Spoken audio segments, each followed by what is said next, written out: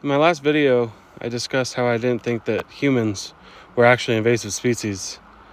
I did, however, state that we exhibit invasive species characteristics and are quite destructive to the environment in which we live and depend on for life.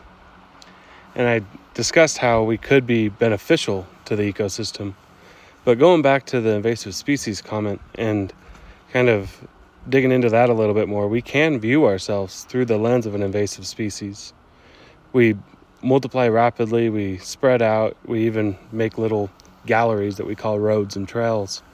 So it's not far-fetched, I would say, to say that. I don't think it's true. I don't think it's by definition that we're an invasive species. In fact, there's been many generations that have lived in mutualistic and symbiotic relationships with nature. We don't have to live against it. We don't have to push against nature at every turn. We can live with rather than exploit from or live on this planet. So that being said, since the Industrial Revolution, we've experienced a huge population boom. In fact, our population as humans has grown exponentially, which is something that you see in any invasive species, is exponential growth. But the disturbing thing about that is eventually that reaches a carrying capacity. And I'm not saying that we're approaching that or we're at that or that we're going to hit that.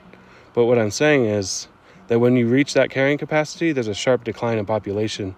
And I think that we should do everything in our absolute ability to curb that. We don't want to experience a mass die-off of humans.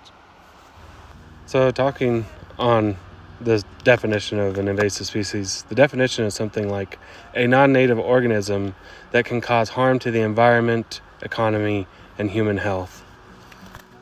We can do all those things, but we can also do good. We built this economy, we can support our own health, and we can support the ecosystem. So with that, I implore you to possibly give a damn and keep your word.